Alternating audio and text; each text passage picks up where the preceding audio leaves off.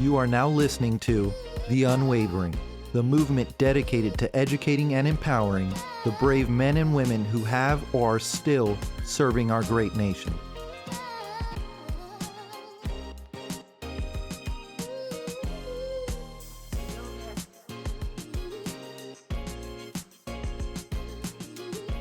What's up, everyone? This is Kevin with another episode of The Unwavering. For those of you guys who are just tuning in, I'm an 8-year veteran of the United States Marine Corps. I served as an avionics technician, quality assurance inspector, and communications security alternate aboard the CH-53, VH-3, and VH-60 helicopters.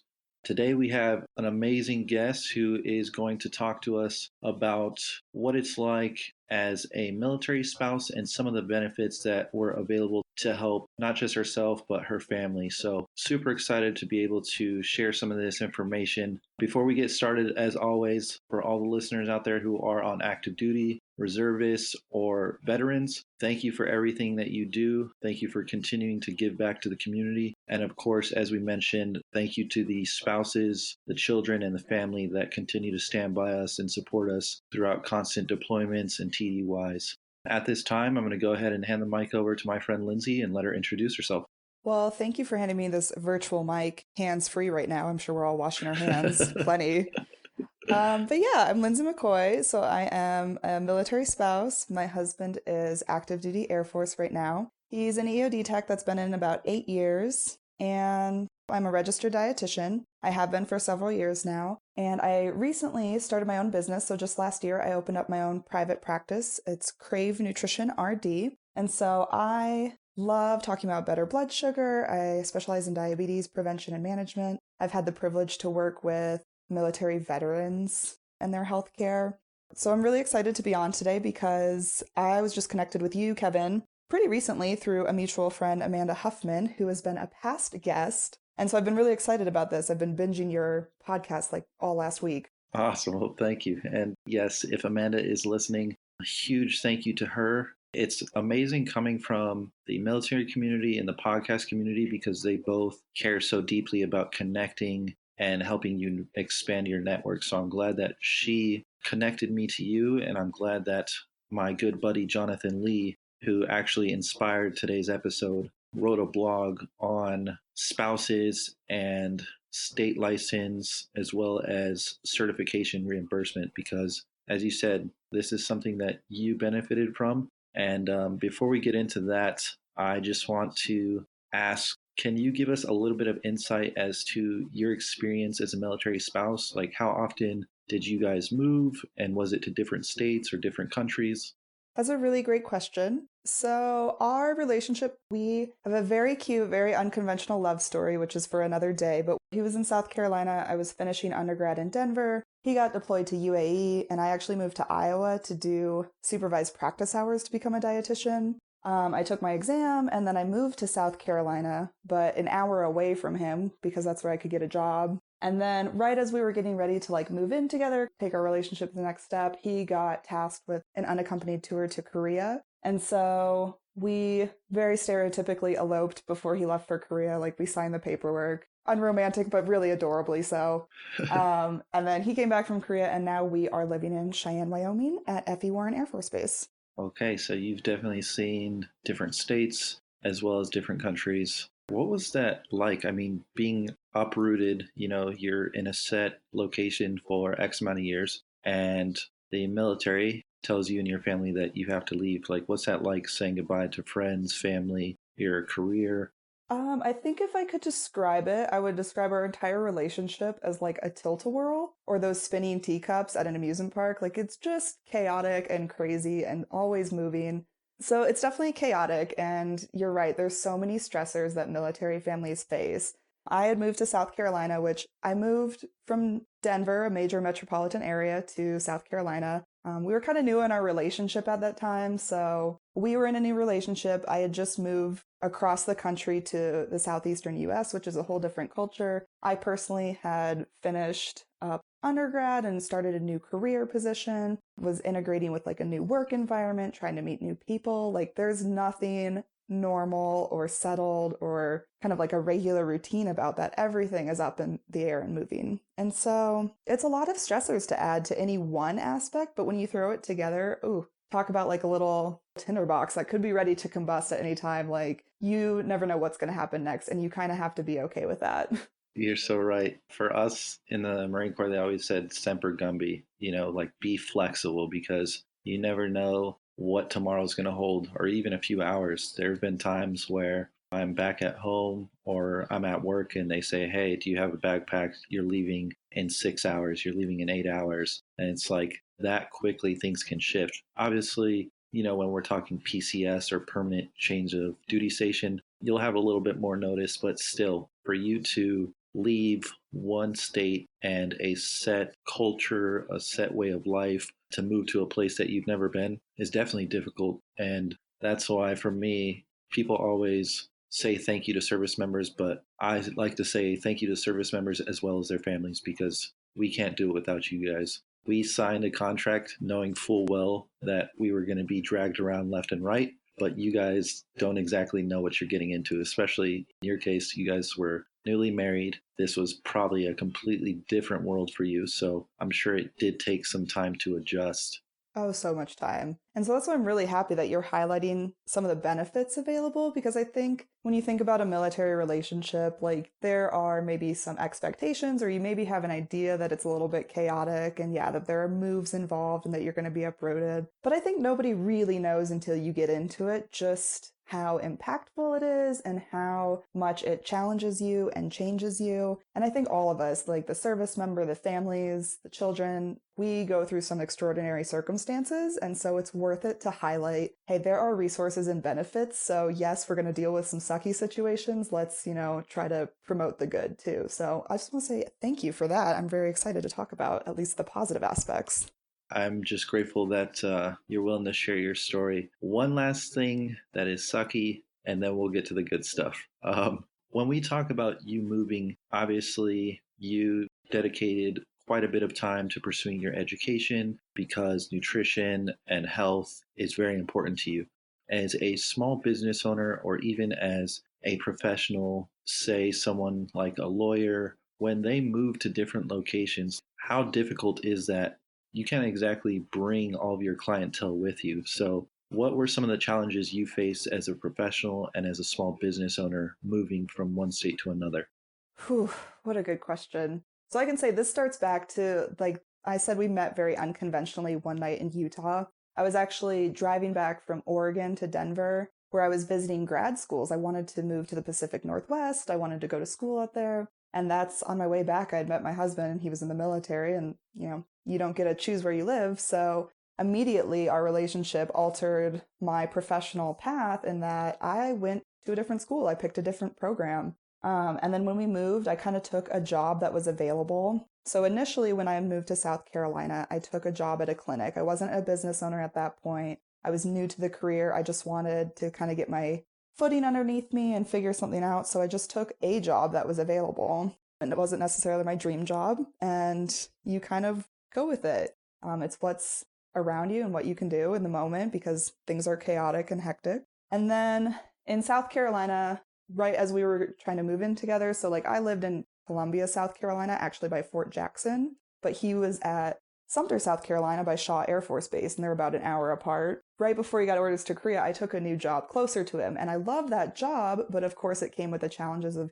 oh, he was gone in Korea, I moved again to a new area by myself, and this is the most particularly challenging aspect, and that's where being a small business owner comes in. As he was in Korea, he had like projected orders to go to Montana. And so I resigned from the job that I really liked, thinking, okay, we're going to move. I'm going to pack up our house. We're going to get ready to go. I had resigned from my job. They backfilled the position and his orders to Montana got dropped. Oh my So goodness. then I'm sitting there. Yeah. Like talk about you can't plan for professional development or like continuity and professional pathways. You have to go with it. Things change by the day, by the hour, by the minute, as you said. So that was what prompted me to start looking into small business ownership, especially for the portability of a career. Depending on the profession that somebody is pursuing, It's a challenge, it's an interruption. You can't plan for these changes. And so trying to work with that is really difficult at times.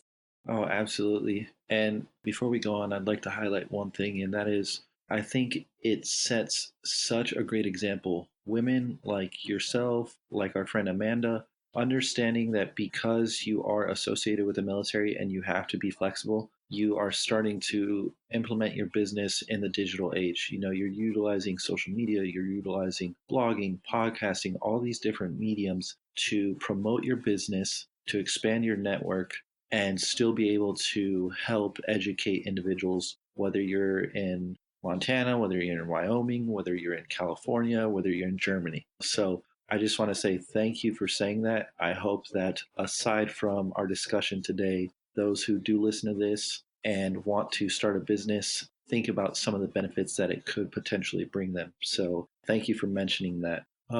The next thing I was going to say, and this is along the line of today's discussion, which is state license and certification program for military spouses. Do you know what different jobs could benefit from this program, and what exactly does it do for you as a military spouse? Yes, that's a really great question, Kevin. And I'm glad that you are here to tag team this topic with me because I will happily share my experience as an Air Force spouse and registered dietitian. But I know you have probably more information about some of the nuances of this program. So if I miss any key points, I'm very happy that you're here to help fill in those blanks for me. Well, thank you. Yeah, so as I understand it, it is the Military Spouse License and Certification Reimbursement Program. It's for spouses that PCS from one state to another following their service member. If they have a professional license or certification in one state and they want to get the same professional license or certification in another state, there is reimbursement for the costs associated with that. Some of the examples: I work in healthcare. I'm a registered dietitian. Nurses, licensed professional counselors, teachers have state licenses, cosmetology, estheticians, real estate licenses. So it's any sort of license or certification state by state that if you are moving and you incur costs in order to relicense yourself after moving to a new state, you can be reimbursed for those costs. That's exactly what I was going to say. You are correct. So, according to the 2018 National Defense Authorization Act, it allows military spouses who have state specific licenses to recertify in other states. So, some of the examples that you said, when we talk about attorneys who have a private practice, when we talk about nurses who've earned their state certifications, real estate agents, they all have very specific accreditations that are given to them by one specific state. And in some cases, they do not transfer. So if I was a real estate agent in Los Angeles, in California, that does not mean I can move to New York and continue real estate because there's different laws that come into effect in their state. You have to recertify. And one of the great things that recently happened was it used to be that they would offer you $500 reimbursement towards recertifying in a different state, but they have since increased it to $1,000. And for everyone that's wondering, it is for all branches of service. So Army, Marine Corps, Air Force, Navy, Coast Guard. I'm assuming it will eventually be available to Space Force once the Space Force comes full circle. But yes, everything that you mentioned is absolutely correct. So thank you for giving us very specific examples about what kind of people it affects and mentioning the fact that it is for professional licenses and certificates that are specific to each state. Yes. And if you did not hear your exact profession listed, please don't think that was an all-inclusive list. Oh, absolutely not. That's a great point. If you guys are curious whether or not you benefit from this program, you guys can go to Military One Source. It has who it applies to, what sort of documentation you need, and how to get started. Moving to your specific experience with this program, do you happen to remember when you used the program, and can you walk us through what the process was like? Happily. So he returned from Korea last May and we moved to Wyoming. We drove across country from South Carolina to Wyoming, middle of May. And I was really excited because this program was announced last spring. So spring of 2019 was when I first heard about it. Happened to be when we were PCSing. I was like, oh my gosh, this is so perfect. Yes, I'm going to be on this. So it is a reimbursement program. So I did have the mindset of like, okay, let's just get this move over with first. I will deal with the reimbursement later. Let me get my license first. So before we ever left South Carolina, I actually fully submitted everything I needed and actually obtained my Wyoming license before we ever moved. I got that in April of 2019. We moved in May of 2019. And then around July, I think in July, I finally got all the paperwork together, went to the finance department to do this. That was figuring out where is the finance office located? What forms do I need? What information do I need? What copies of documents do I need? And then talking to a representative.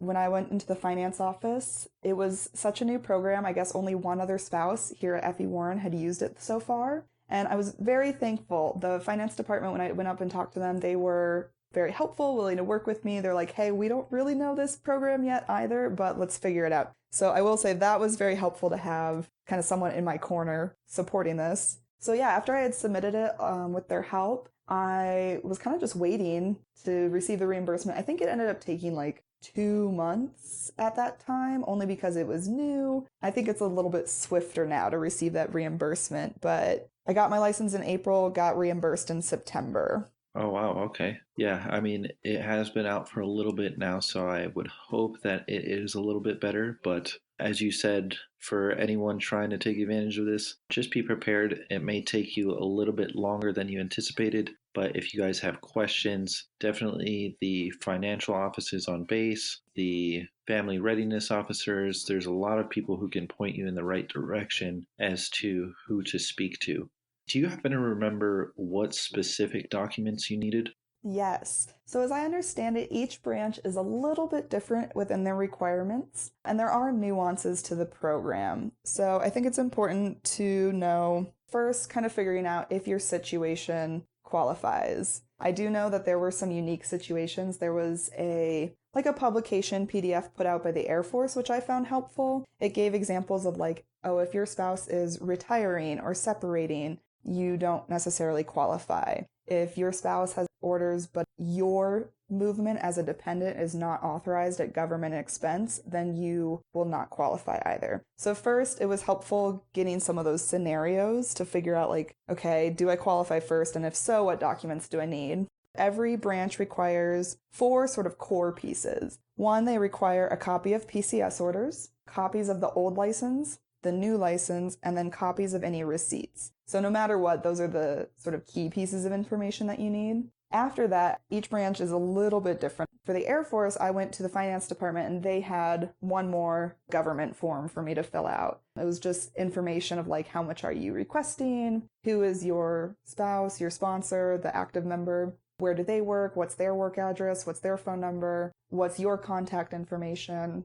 So some pretty basic information like that. But just proving that, yes, you had a license in the old state, yes, you have your new license, yes, you paid for it with receipts, and yes, these orders show that you qualify for this program. That's perfect. So, from my understanding, and this is what I've learned from doing research, talking to different people on base, as well as my friend Jonathan, you're correct. Certain standard forms are going to be universal, whether you're a Marine, whether you're a soldier, an airman. So those documents are going to be a copy of your PCS orders, a copy of the old license or certification, a copy of the paid receipt for the new license, as well as some of the basic information, your spouse, his command, how long he's been in, name, rank, all of that stuff. So those are the things that will be the same across the board.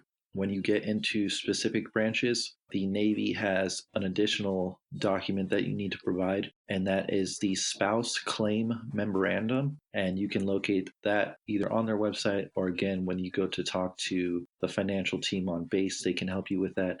For the Army, you need a standard form 1034, and you also need marriage certificate. So you were right. There's certain things that are going to be basic, but if you guys are interested in taking advantage of this program, make sure that you have the bare minimum required, but you ask those questions, because the last thing you want is to pay for this certification with the understanding that you're going to get reimbursed. And then you get there, and like Lindsay said, the government didn't authorize you to make the move as the spouse, so then they're not willing to reimburse you. You just want to make sure you have everything in order. That way, when you get there, they can scan everything, submit it, and then hopefully you can receive your payment within a few weeks to a month or two. So thank you for mentioning those things. Yeah, I think it's great because I know I had a pretty straightforward move. It was PCS orders from state to state. I know there are a lot more nuanced situations, like maybe a service member gets deployed for 6 or 12 months and you want to move home and that's not authorized. Or maybe the service member's at like some 6-month training and you want to follow along. So there's some nuanced situations like that that's worth talking to somebody. But for the most part, I do think that this program covers quite a lot of people for quite a lot of licenses. So if you're unsure, or maybe if you don't even know, like follow up. Yeah, thank you for mentioning those situations that many of us never think about. I wouldn't even think, hey, if I get deployed and my spouse wants to move to this location. So I'm glad that you are bringing those questions and those scenarios up because there are, I'm sure, many people in those situations. So it's good for them to kind of have that insight or at least know what questions to ask when it's their turn. And that leads me to the next question that I had for you. I think I already know the answer, but I'll ask it anyways. Did you think that this was a beneficial program? And if so, what do you tell the military spouse community about your experience? Well, Kevin, since you said you think you know my answer, what do you think I should say? Well, I don't know what you should say, but what I think you'll say is yes. From my perspective, as a prior service member, I wasn't married, but if I was, I would be extremely happy that there are programs in place for my spouse because oftentimes, as I mentioned earlier, we forget to say thank you and focus on the contributions. You guys, as spouses, and especially as children, give so much. You sacrifice more than most of us could ever dream of. So for me, I love that this program exists. I love that we are doing a better job of taking care of spouses, but that's my take. I couldn't agree more. 100% yes, I recommend this program. One, free money. Who doesn't love that? Right, very true. But I absolutely recommend it because maintaining a professional sort of presence as a military spouse when you're quite literally labeled dependent, it's hard. And so having that professional outlet can also be a sort of separate identity. So I think it's great that this program exists to help support that, to help maintain professional continuity from move to move. 100% I recommend seeking out any sort of support that helps maintain career goals, educational goals, things that can make a family stronger and you as an individual stronger. That's awesome. Well, before we go, I'd just like to open it up to you. What is one piece of advice that you want to leave to the military community or to the military spouse community? What a great question. I think it's my perspective, my personality, that programs like this exist, and when you ask for help, it is really great what you can receive. So for something like this, even if you're not sure if you qualify or you're not sure it'll work out, go for it. If the worst thing that you can hear is no, there is a heck of a lot more opportunity out there by trying. I'm very grateful for this benefit because it helped me offset the costs of relicensing in a new state. But I know there are so many benefits and programs and resources available to us as military families. And I think that's really important to take advantage of because collectively, the service member, the spouses, the children, as I said before, we put up with some extraordinary circumstances that are stressful and challenging. And so it's worth it to seek out those resources that are available. Right, absolutely. Well, unfortunately, guys, that's all the time that we have for today. A huge thank you to Lindsay for coming on board, sharing her experience. I am beyond grateful that you are helping me to educate other spouses, other service members, and hopefully we can get this word across to them so they know about these programs. Also, a huge thank you again to Amanda Huffman for making this introduction and my friend Jonathan Lee for inspiring today's episode. Lindsay, again, thank you, and I look forward to having you on a future episode. Thank you so much, Kevin. I really appreciate it. Thanks for listening to The Unwavering. please rate and comment on Apple Podcasts. Give us a 5-star and a great comment, and we may just read it on a future episode. Also, follow us on social platforms like Instagram, Facebook, and YouTube. Be sure to check back with us next week.